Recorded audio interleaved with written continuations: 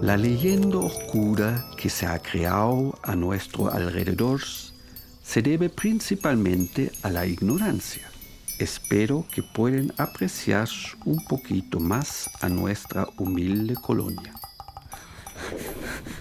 Afuera hay un lobo. ¿Hay algún chileno aquí? Hola, vengo de la colonia. Voy a transformar a mi cerdito en criatura hermosa que nunca me abandonará. Desde hoy son Pedro y Ana. ¿Qué les parece si jugamos? Un juego divertido que inventé.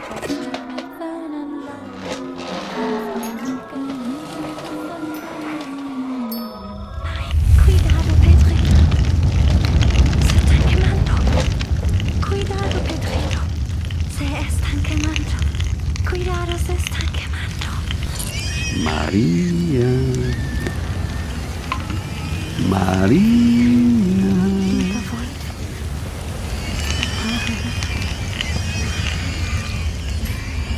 Wolf, ich bitte dich.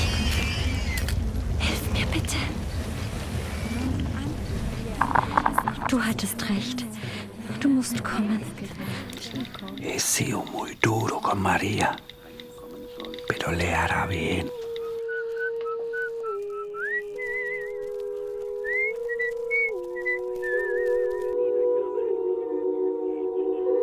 María, María, María.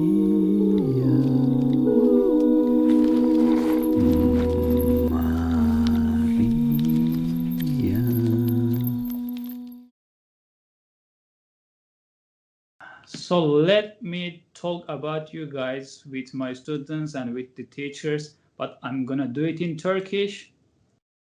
And they can understand a little bit better, you know. Arkadaşlar herkese merhaba. Bugün Joaquín, Cociña and Cristóbal, León ile birlikteyiz. Kendileri Şili'de yaşıyor. Bu iki yönetmenimizin birçok filmi bulunmakta. Biz de bu röportajı, bu görüşmeyi özellikle La Casa Lobo üzerinden yapmayı düşünüyoruz. Bir takım detay sorulara ineceğiz. Onların sanat hakkındaki görüşlerinden bahsedeceğiz. Bunlardan faydalanmaya çalışacağız. Ve umarım bu görüşme, bu röportaj hem kendi öğrencilerimiz için hem de sanatla uğraşan insanlar için faydalı olur. We can start with my students' general opinions about your La Casa Lobo. Okay? Okay. One of my students called Seçkin. Seçkin says, when I watch the movie, I have felt some kind of pressure, stress, a forcing on me. What I have seen that there is an expression of freedom which is not real on behalf of the characters, specifically for Maria. The background noises and the sound effects in general were very threatening. Aygül Melek states that arrangement of sound effects, lighting, and the editing as a whole are very impressive. It is really being seen that there is a massive deliberation behind of this project. Deniz Çetin says that scenes which are progressively enhancing the tension make me stay like a stone. And also she stated that sound effects were striking. As you can hear, like they are gathered on some specific points, which is like sound effects. Mm-hmm. You know, it's very impressive for me and for them too, I think. So what do you think about their opinions in general?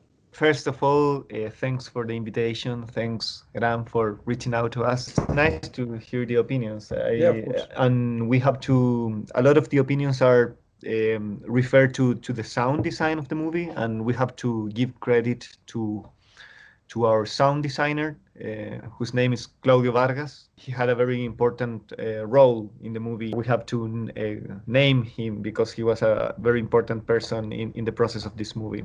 I just want to say thank you. They are like super nice words. It is nice to hear that you like the film. We imagine the film a lot like an amusement park attraction, like an experience that you enter a tunnel and then you have like a confusing experience and then you go out and it's like one thing. And Of course, there was some kind of pressure on me when I watched the movie but at the same time, I really felt like, I don't know how to say, intriguing, you know?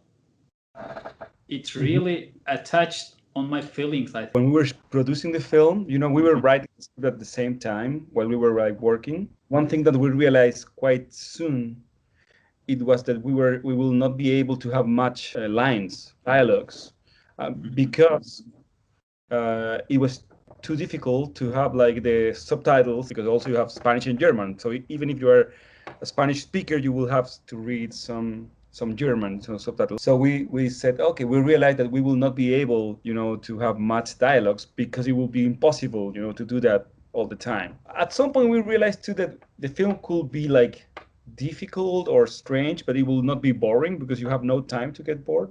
No, I don't really think so. Yeah. I don't know. It was a possibility, of course. Yeah, of course, there are like plenty of audiences, you know. They have different tastes, of course. Maybe some of them get bored. Or I think majority of them cannot bore.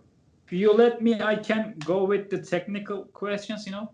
Yeah, please. So the characters, I think, have made from cardboards, papers, and something else. Where did this idea come from, and was there any other idea in your mind apart from like cardboards, papers?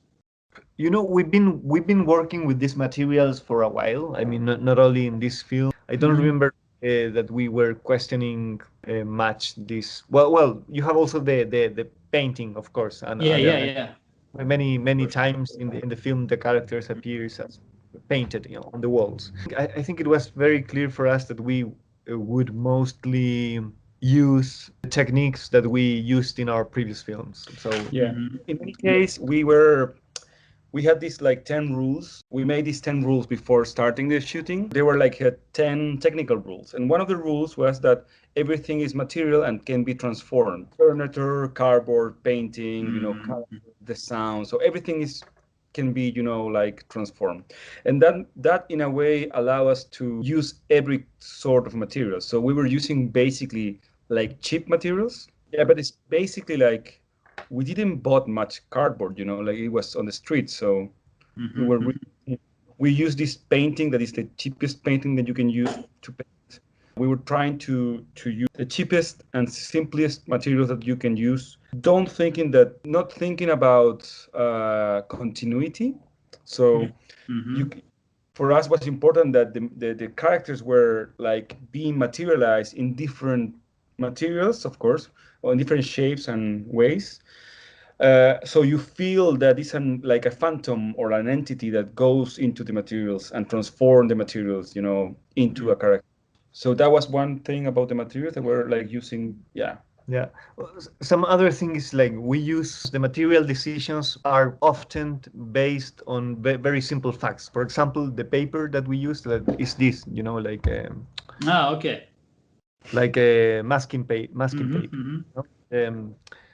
And we use that because it's always dry. So it's a material that you can easily like things.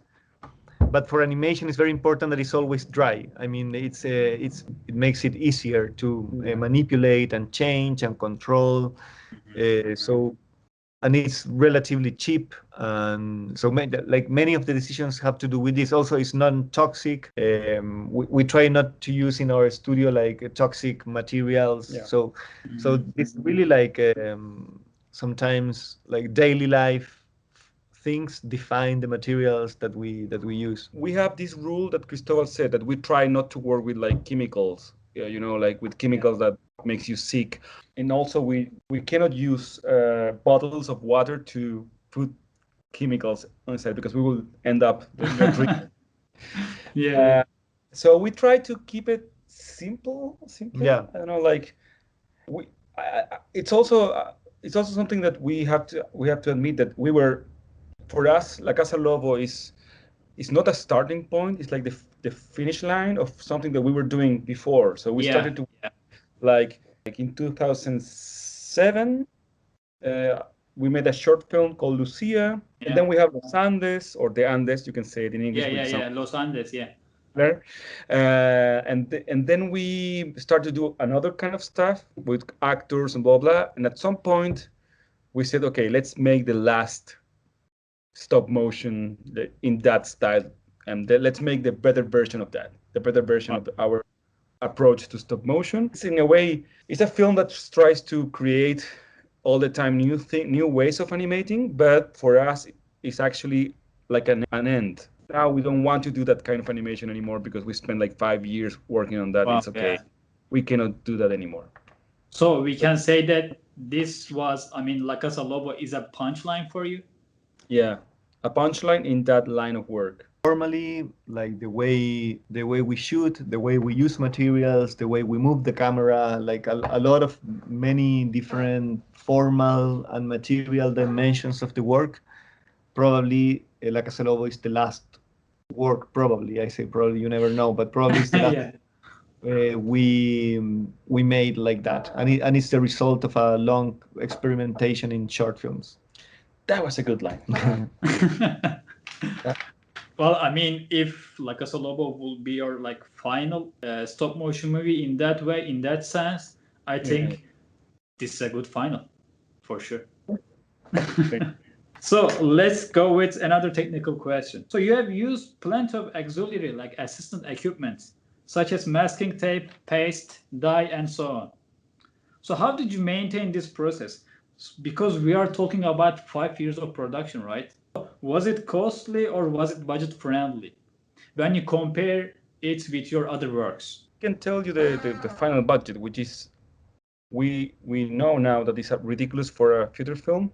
Apparently, it's like $200,000 more or less. Yeah, which is not so low, but it's of course for a I don't know, like an American production would be like super low. Yeah. Yeah, but if you divide that in 5 years, it's also not. It's not so high. I don't know if you know this, but so there were galleries and museums, and some of the money.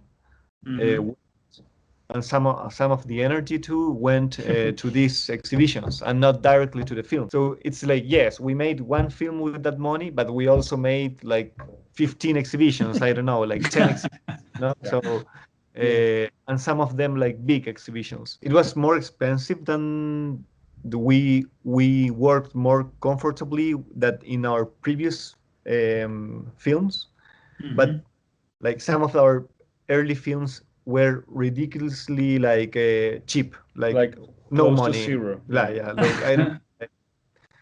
Our Lucia, our first short film, we made with like practically I don't know, like $50, you know, like with nothing. Furniture that we collected on the street. It was Joaquín's studio, so we didn't pay any studio. I did pay. It was super cheap. Yeah. So I mean, you are saying if you find a way to seek for materials, like requirement materials, you can make a stop motion movie. Yes. We use time. That's basically what we use. And that's what you have students who are like, of course, younger than us. Like I assume most of them. Yeah. And basically for them, it's even easier, you know, like talking about manage your own time. When we started to work together, we were, for some, I don't know how, but I was living with not much money. Yeah. I have no kids, which is a big money difference, and time. But basically, what we need is time and space to work. And we use a really regular camera, like a regular tripod, you know, like regular lights. We decide at the beginning of the production that we will not change our way of work.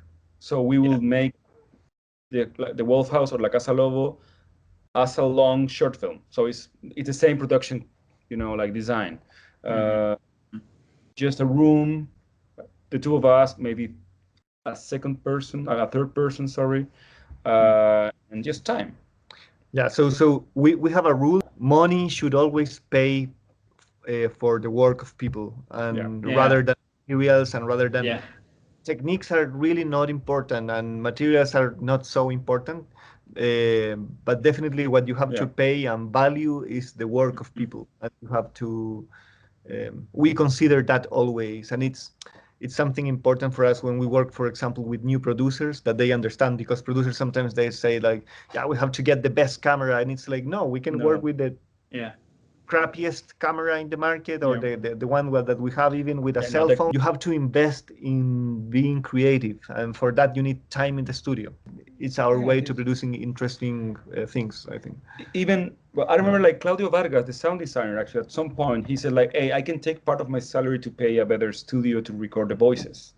And we said to him like, you no fucking way, you will not touch your. I mean, because we also don't believe that, because when you go to that's the point, like you think that you are spending something technically in a good way because you are paying a better studio, but Yeah. then we studio which was really good, and they said like, yeah, we can actually manage your time properly to make it more efficient. And we said like, no, I don't want to be efficient with my time. We spent like 5 years working that's not efficient. We will not. I don't want someone saying to me how to work faster in the studio. What we did is we worked with a couple of like homemade studios. Some guys amazing. They were a really important part of the process in creative terms too. And we pay less, not because we pay bad, just because we paid what they ask. Okay, we pay you that. But we were not paying like the best studio, because at the end we are recording a voice. How expensive can be that? You know, like It happens that I don't know if this is the reality in Turkey, but it's definitely what I see in Chile is that many of the students that come from film schools, they are very technical oriented. They spend a lot of their conversations about like the last camera and the last item, blah blah blah. The last like so we don't come from a film school. We didn't, but neither of us study film. So trying to solve things creatively rather than technically. yeah. The point with techniques that you will never reach. You will never reach the level of the technique that are using, the big companies. You will never go to that. But you have one. But we do have some democratic thing about audiovisual that doesn't really matter if you are using a lot of money or technical stuff. You will get at the end of your film in the same screen. It's the same. It's the same. You like Brad Pitt and Angelina Jolie, having sex with like a dolly and blah blah blah. And if you use your phone, you will have the same format at the end. Yeah. So actually, you don't need to have Angelina Jolie. Well, maybe Angelina Jolie is not a bad idea, but not definitely. That was a really it bad wouldn't be a bad idea. I didn't ask the most important question, I think. I mean, how did you guys meet in the first place? And how did you decide to get into this industry? Yeah. We are twins. Can you tell? You are twins? No, we are not. No, No, I don't believe. I don't believe. we met back at the university. Yeah. We were not classmates, but we had some friends in common. So I was studying design, and Joaquín was studying art. And I was also studying art. I made like the two careers, and we were in the same faculty, and yeah, we knew from that time. And then we were not friends actually. We barely knew each other, but then we made this short film, Lucia. We met in an opening. Joaquín was showing some drawings, and I told him that we should. I was making animations at that time, like with very different techniques, and I proposed to him that we should make a film together. Then we invited this third guy, Niall Satala, who was an American guy, had recently arrived in Chile, and we made this short film without knowing each other, and we became friends by doing this short film, and there was a very good creative chemistry between us. We are still the three of us working together. We share a company. We have a company together of like a production company, and that's the story. Like it was a very magical and a strange thing that we. Yeah, I remember the first days that we were working together in Lucia, and it was my studio. I remember like you were coming in, and you were like, coming in, but I was staying there because I was living there too. I was renting 2 rooms in our big apartment, and one room was for sleeping, and the other one was for working. And I remember me like sitting in the kitchen, thinking like, what the fuck are we doing? I had no idea, like because I wasn't an animator. I understood, the main things about it, the main things like basically frame by frame. That was all. not that feeling, strange feeling that we were doing something that I was not understanding yet, but it was like going into the fog, you know. I enjoyed our process of doing art when I have that feeling again, you know, like, okay, we're doing something strange.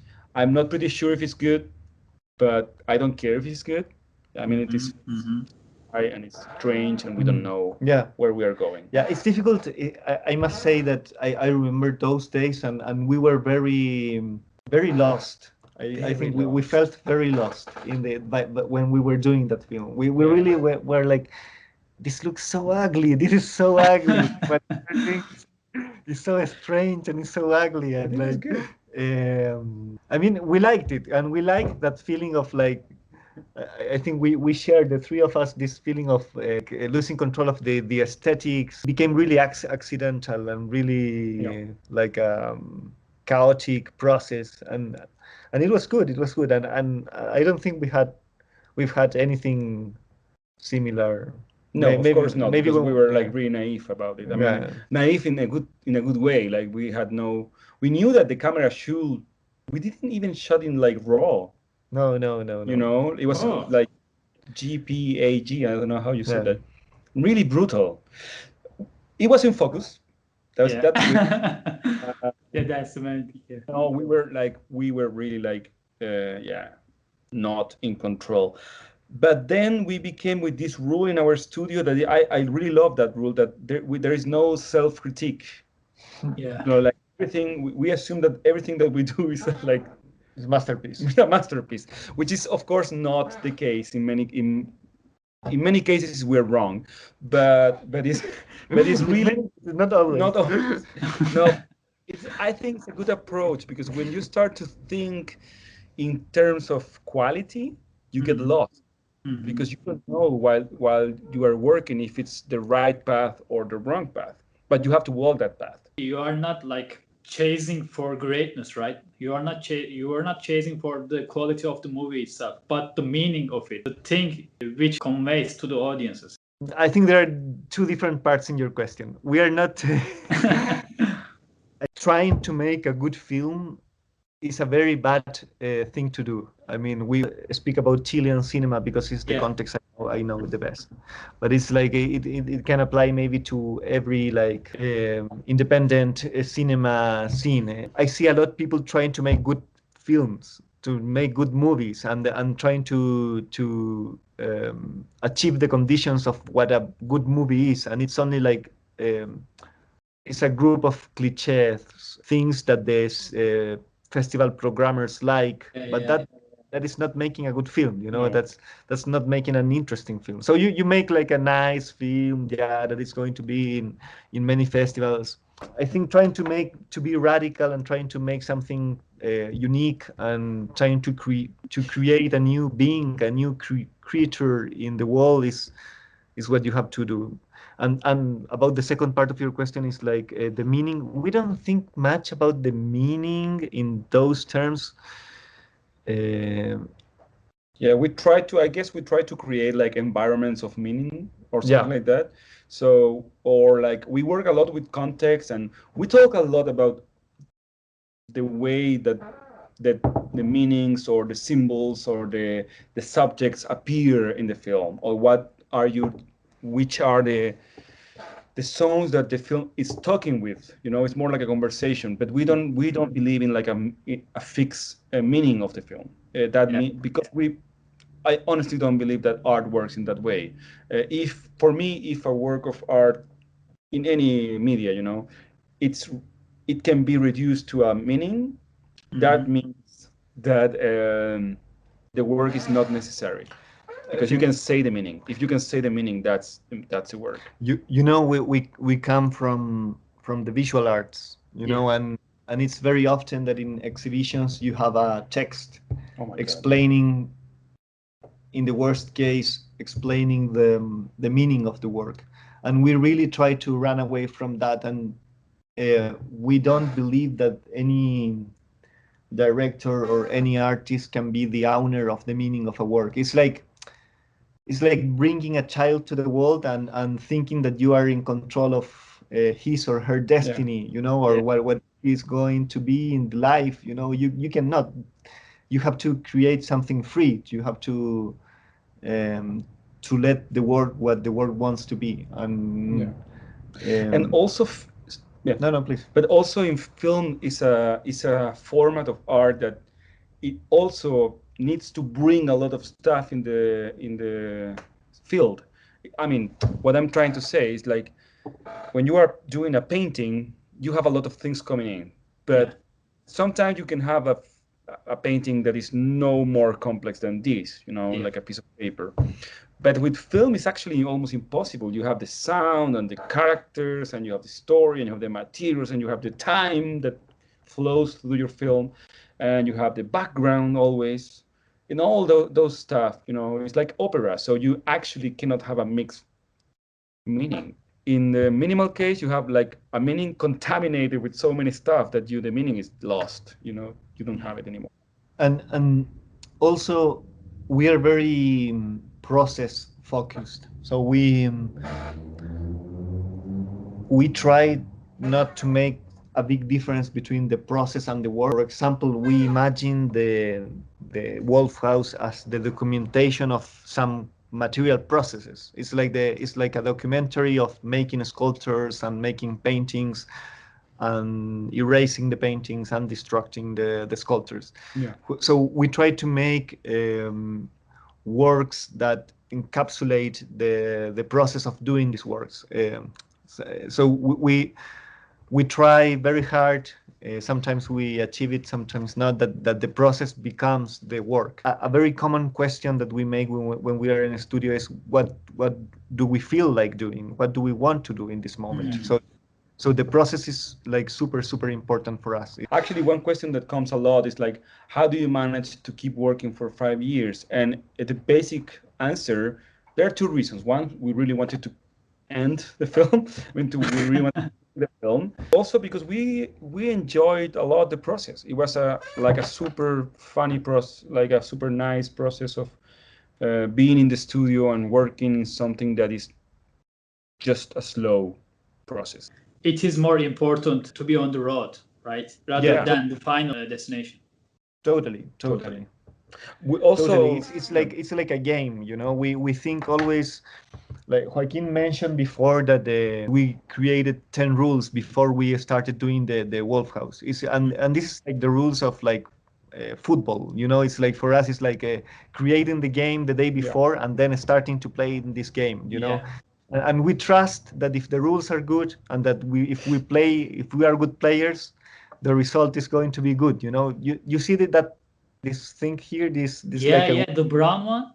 Yeah, the brown one. Those are the rules of the short film that we are doing now. You know, so we always write somewhere in the studio the rule of the new game, and we start playing. It's always a conversation between a lot of dialogue. I mean, a lot of conversation. And also improvisation, like those rules were made the day that we start. Yeah. This new film. I would like to continue with other students' questions. I'm gonna talk about two different scenes in these two different questions. Okay. One of the questions is like we are witnessing a scene with Maria, Pedrito, and Ana. They are suffering from like hunger, right? So Maria decided to go outside to seek for food. Ana and Pedro prevented her to go outside because the wolf is in the outside. And all of a sudden, there's a bed like which Maria like tied up. So all of a sudden, this bed turns into a dining table for Pedro and Ana. How do you explain this metaphorical exposition? Well, I think you are pointing the faster script jump in the like this slow time going, and she comes to the house and transforms the pigs, and then suddenly they are like super evil. In that scene is where Maria realized that what she was trying to build, which was in her point of view a new family and a better place, running out from this sect that she was running out. And she basically made also a nightmare. So she builds her own like jail. When she gives the animals something called will. So when Ana and Pedro become actually people with names, and blonde and like closer to her, have will, and when they have will, they actually are bad, because that's the way that she learned in her sect. I want to say something about these questions. I always regret when I answer a question explaining the meaning of a scene or explaining a meaning. This is a personal thing. It's like I shouldn't explain. I feel like because maybe because you want your film to be abstract and deep and profound, semic, like to have many different meanings. And then you explain it. It's like it sounds so simple and so stupid. Well, we were inspired by the historical case of Colonia Dignidad, of this sect in the south of Chile. We on purpose didn't mention the name of Colonia Dignidad in the film because we didn't want to be fixed to the historical authenticity of the historical facts of this.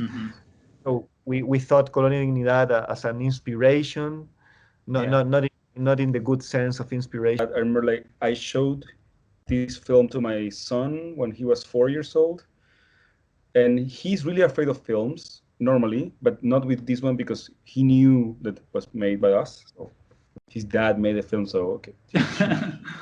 And he asked me, like, he was looking at the film, and then he asked me, like, "Is the wolf coming in?"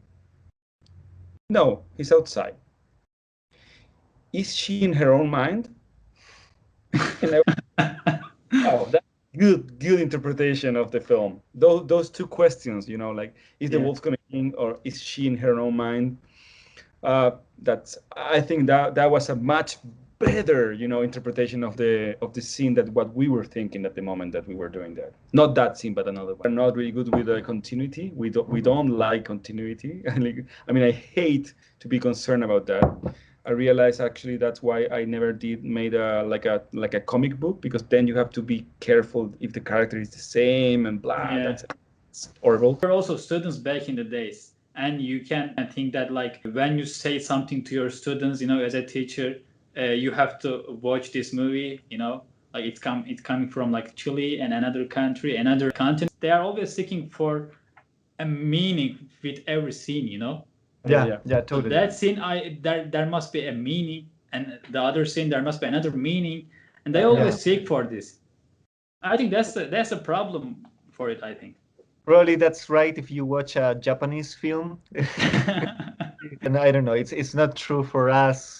Not necessarily. Not at least from our perspective. We are very very intuitive people. We like to be surprised by the work. That's something about like working in collaboration, because it's not about like a reflection of my own personality or my own consciousness.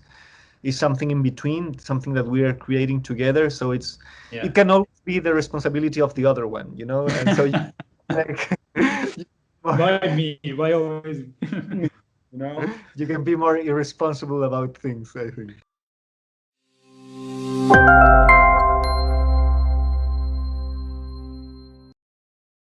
The fact that we don't know exactly the meaning of the scene doesn't mean that the scene doesn't have a meaning. Yeah, totally. That's totally. We also forget many things, like like we were thinking something and then like we forgot that way of thinking, and then we imagine our films in a different way. Some of the directors say that maybe you would heard of it also. Like, when you put something on the screen, this must has a meaning. If you tell a story, they have to like make a connection with this. You are not thinking in the same way, I think. We were conscious that everything that we were putting on the screen, it will have meaning. So we were like actually sort of careful about what we were showing and what not. There are actually a lot of like local, links, like characters and stuff like that. Of course, we understand that if you put a cross, it will have a meaning, like it's not. But we like to play with that. we are not I mean, that serious, as you can see. the point with that is like that the creator, the director doesn't know the meaning. It doesn't mean that there is no meaning. Yeah. Yeah. Actually, you have many cases where you have the opposite. You have someone who thinks that the work is meaningful in one way. But it's meaningful. It happens a lot that you have works that are racist, sorry. Yeah. And then you realize that actually it was not a conscious decision. It's just, Yeah, exactly. it just shows up, you know, like we try to control, of course, some stuff, so we will not make a fascist film, but you are not the owner of the meaning. So yeah, of course. I mean, there are a lot of audiences out there, and they all have like different mindsets, right? Exactly, and also there are two things about that. I had the opportunity to travel a lot showing the film, like from Korea. Like Joaquín couldn't travel too much because of the family, the children. But I went from Japan, Korea to Colombia, France, Germany.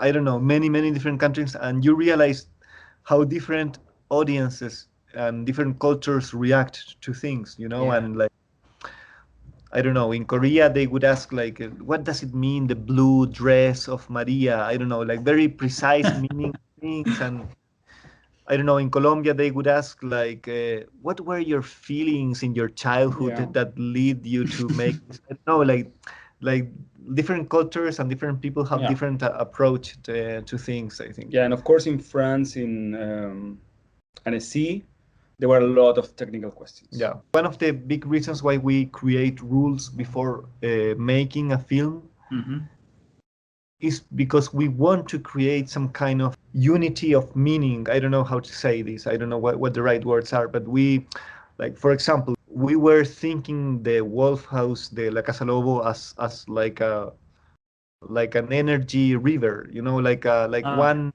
material and energy flow, like some kind of monolith that goes from the beginning to the end. Some of the meanings for us, some of the consistency of the film doesn't necessarily have to do with the story of the characters, or not only with that, but also with some kind of material dimension of the dimension of objects, you know, like.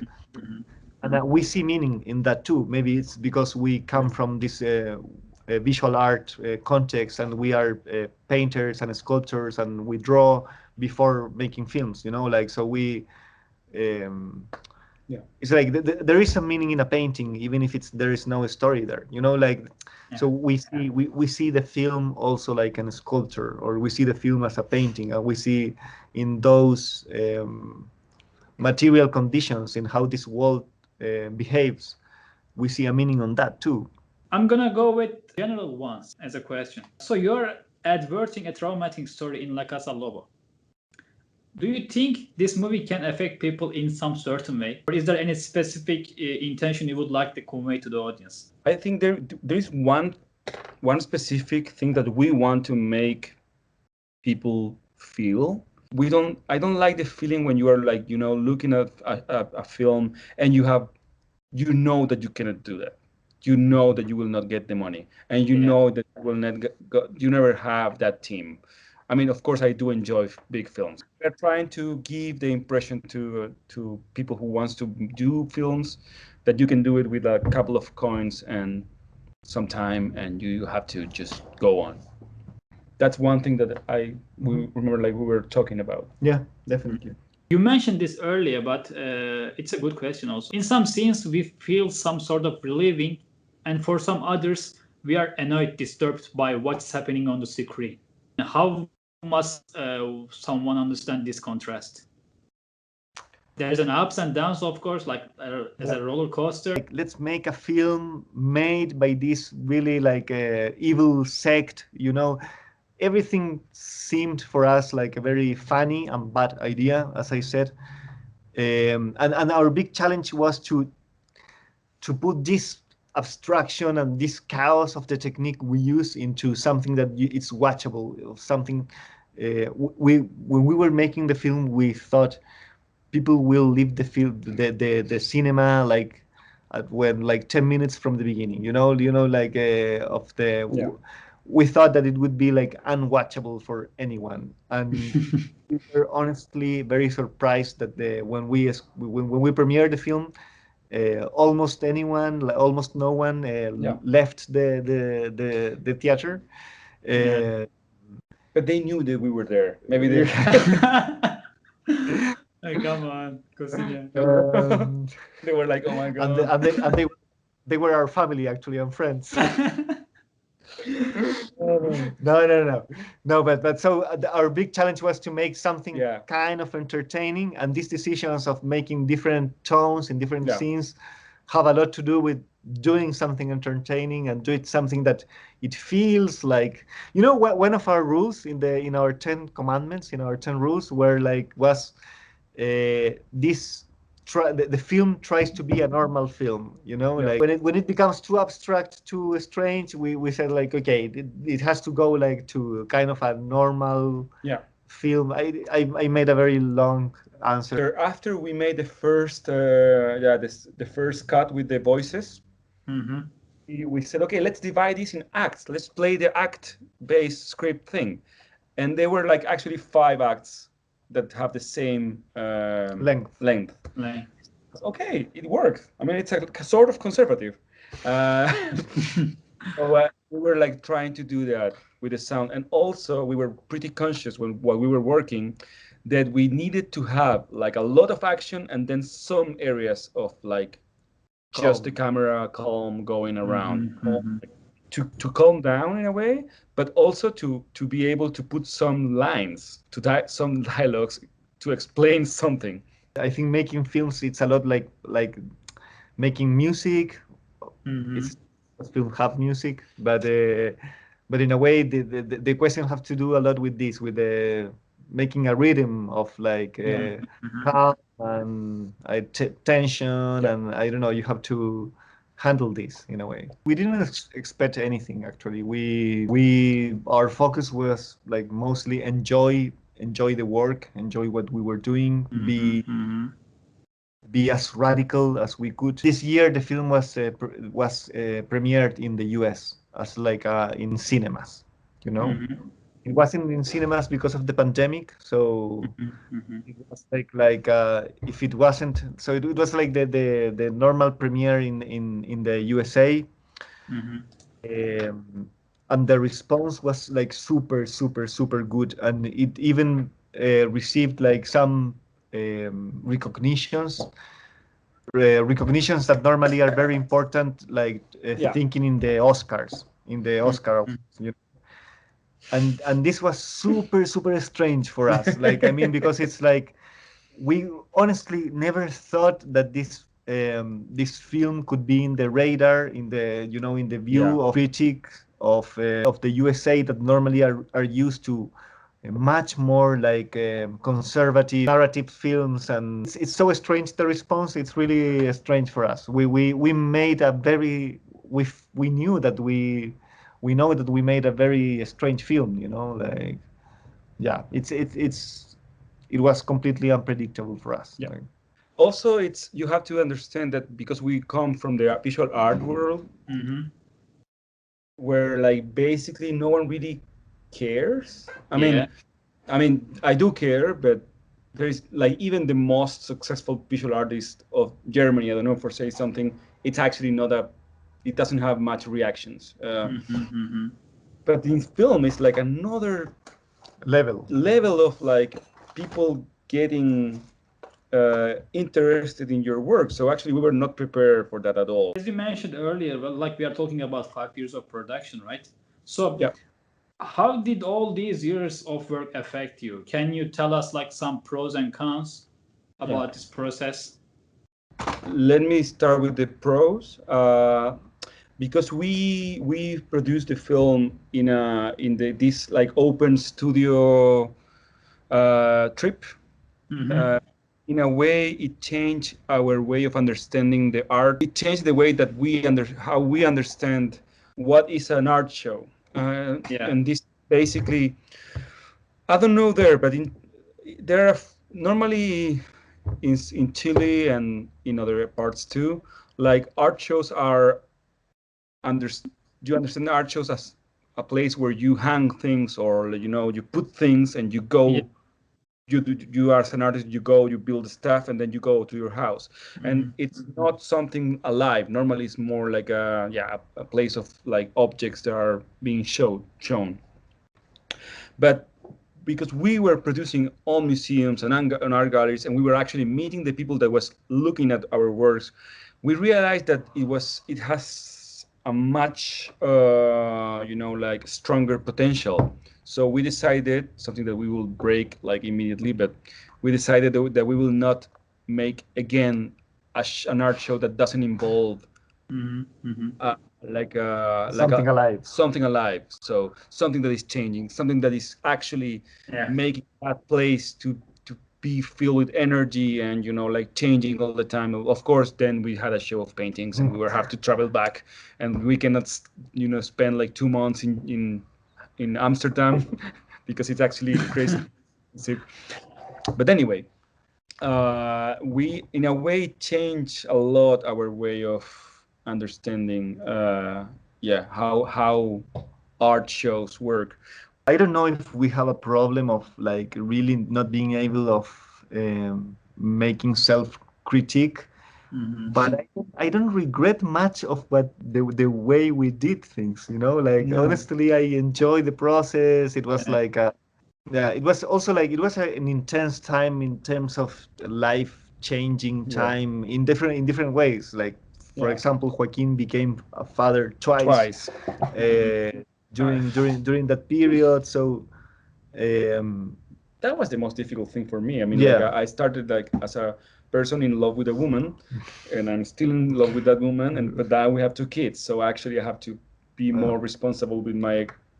Now I have an economy. Before that, I didn't have an economy. I had just money coming in sometimes and money coming out, and just like eating and then like putting some fabric on me, and that counts. But I wasn't thinking, in economic terms. Could have been more prepared for these festival things and have like one project ready in order to I don't know, like take advantage of the whole situation. I must say I'm very satisfied with the way that we made things. I'm really happy. I don't regret much. Like I enjoyed every aspect of it, and I'm really proud. Like Mainly we can say about like pros, not cons. But cons.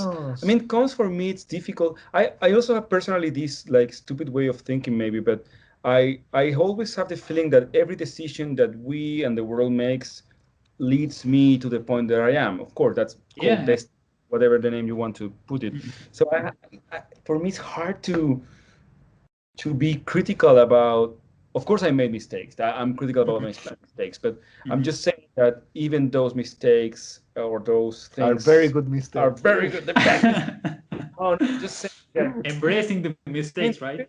The film was finished. It was premiered. It has. I mean, we're talking now from Chile to Turkey about the film. It's okay. Like maybe we could be. Maybe if we were smarter in the process, it will be a worse film. Well, when I see it happens to me that when I see the amount of things that we made during those 5 years, like in terms of exhibitions, and we made different system of exhibitions, and we created a kind of museum of our own where we showed the work of our families. So we made very different stupid and funny things, and it was a very productive and creative time.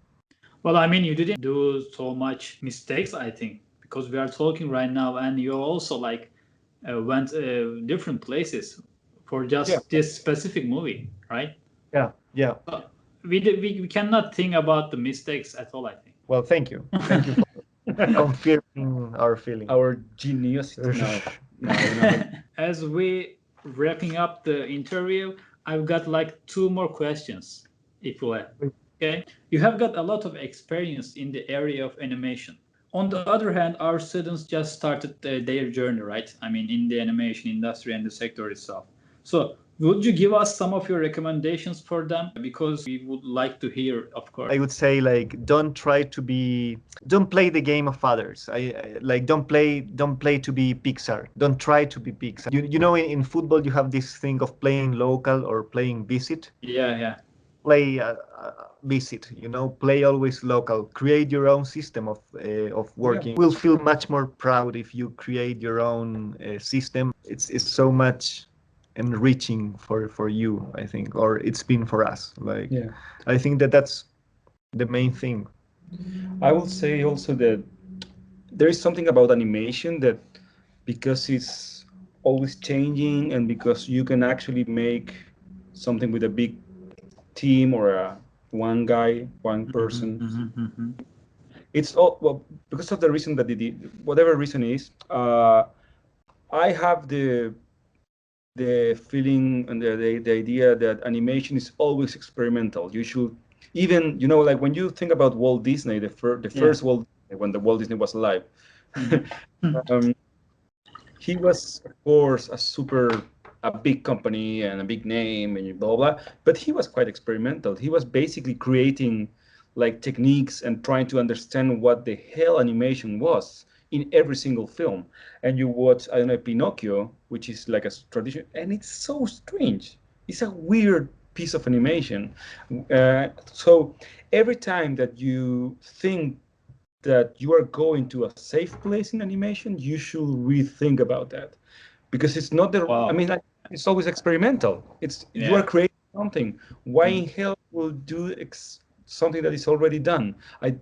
So I will recommend, if you want to make animation, imagine that it's always an experimental. You are basically saying, please experience something and please get out of your comfort zone, right? Or I mean, yeah, or the comfort zone of another person. That's the problem. It's good that you know yourself, not in the religious way, not in like going inside of your soul, but I think it's good to understand how your mind or your body or your way of working works. Then you will not cheat yourself, or you will not go into something that is painful as a process. For example, we are not good on waiting for we are not patient people. We spent 5 years working in a stop motion, yes, in a feature film, yes, but we start with when we had the idea that we wanted to do, with a budget that was supposed to be expended in a trailer, you know. So we know that we are not precise, you know, like control freak people. So we work in a way that it feels good to us. I don't know, my wife she's an artist and she's a perfectionist in many ways, and she works with people that are perfectionists. In every time that we talk about her work and I propose something that is a diagonal or something dirty, she look at me like, it's not gonna happen in my work. So she likes order, you know, and that's fine, and that's her work. So what I'm trying to say is, like, you don't have to be attached to one style, definitely not, but you have to sort of understand how you work and try to create something coming from that.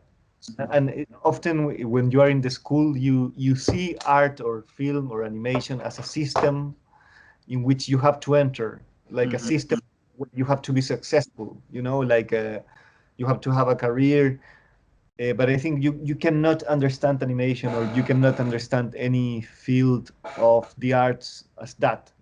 Art is something that you do, and it's something that you have to do radically, and to find your way of doing that. I have seen like many animators say like, no, we're crazy, we suffer so much, we work too much. Like, you don't suffer. If you are suffering in your process, you are in the wrong process, probably. I mean, it's like in relationships. If you have a relationship that it's painful for 2 years, it's maybe the right moment to stop that relationship, you know, like it's be painful. You have to lend your time on your work, right? You have to put some hard work. I mean, this hard work could be called as your time, could be called as your experiences. You have to have the passion, I think. The passion for your works, or passion for what you do. Yeah, Yes. I think you are like saying it in a more like beautiful way, but I never have a doubt about me working in art. I never had this like doubt about it. It was not a passion. I mean, of course, when I see it now, it is a passion. Of course, it's like what I Well, do. when I see your website, like your mutual website, I see the passion.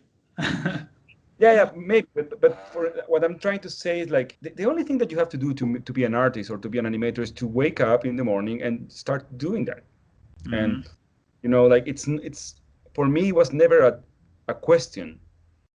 So it's not like I'm an artist or not. It's like I'm an artist, of course. I want to do art. I will do art, and I will. It's yeah, and then everything comes with that. Like you go and you work. Honestly, I think when I was a teenager, I honestly thought that people were not artists because they had no they have no chance. So in my head, like everyone wants to be an Oh, artist, okay. Oh, just that okay. they Okay. try to realize that, or Mm-hmm. they're forced by the family. I honestly thought that everyone wants to be an artist. So if you Yeah. want to be a medic, it's because of the money, or you are shy, or whatever, you know.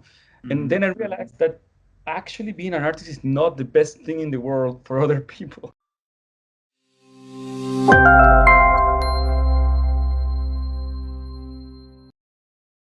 I want to ask my last question. Me and Professor Kaya Tabanlı, who is in charge from a lecture called Computer-Aided Design, we suggest to students that you have to have the ability to work together, to work as a team. So how can you describe the importance of teamwork? You probably will have to collaborate if you are an artist and if you are an animator, but it's not the case for everyone. I mean, it's possible that you work alone. It's possible. I have some friends that work in animation alone. I can a couple of them. We collaborate, of course, a lot. We also collaborate with other people, and we like that. But it's not. I think even if I see many values on that and I see many virtues of that, it's not that I think that it has to be the case for everyone. It's not. Yeah. It's not a must. In our case, there is a good creative chemistry between us, and it has worked for many years. I mean, we've been like almost for 15 years working together, and it works. But I don't think honestly that it's something that you have to do, like something that is it's the only way of doing it. One of the reasons because I started making animations, I think it was because I was very shy when I was younger, and I didn't have many like social skills, I think. So for me, no, making animation was a good way to making films without having to deal with other people. I was in my room, making my drawings and stuff, and the computer. I don't know. It was like I could create worlds without talking to other people. When you work alone, you are reflecting on yourself too much, and I think that's a bit too dangerous. I think that can be like not too enriching. And I think when you work with other people, it's much clearer that the work is the important thing, and it's not that you are the important thing. Make a film, you create a creature. It's always like a new kind of being. It's like an animal, a monster, a Frankenstein that you are creating. And it's much easier to see that clearly when you work with someone else, because when we work in the studio with Joaquín, it's very clear that it's not about my things and his things, and this has to do with with what you were saying about patience. It's like you have to give time to this thing to grow by itself. It's like a tree that you put water on it every day, and it has to grow. When you are working in collaboration, you should feel that what the other person or people or it's adding to the work, it's making the work grow. Even maybe you are wrong, but maybe you are the wrong person for that project. But you should feel that you are part of something that is bigger than you, and you are not losing things. We push each other to make the work more radical and not to make it more constrained, And if you start pushing, if the collaboration start making the work more something, I don't know, like in the middle of us, and not like more radical, like Yeah. wrong. No, it has to be more radical. It's like two friends saying like, yeah, you have to jump, like, and it's not like no jump. That's a really This bad is example dangerous. because then you die. Well, Maybe. it's about dying, you know. No, that's not. Yeah. Yeah. Well, you really have a good sense of humor. Well, you know that when we're working, we found the works and the decisions really funny, and then for some reason it's always scary at the end. We imagine that it's hilarious what we're doing, and then it when we put plays like, this is not hilarious. This is terrible. We try actually the workhouse. This is a bit honest. A bit honest, yeah. We're trying to make a comedy, and it's Didn't now work. in the list of like, I don't know. Are you serious, or is it a joke also? No, a this is joke, serious. it's not a joke. This is serious. We were trying to Of course, make we a. knew that we were doing And something. people like that. think it's a horror film, and for us it was like a super good comedy film, like. But people don't get it. Yeah, they're really bad jokes. Yeah. No, but honestly, like, I think half of the decisions are made thinking they were funny. Well, it surprised me. I mean, it literally surprised me right now. But at some point, we realized that it wasn't actually that funny. Yeah. Yeah. But maybe we can go this, but maybe we will be like always like horror directors, but we will be trying to make comedies for the rest of our lives. Maybe when we succeed, we will make a comedy. How do you perceive? How do you see your future?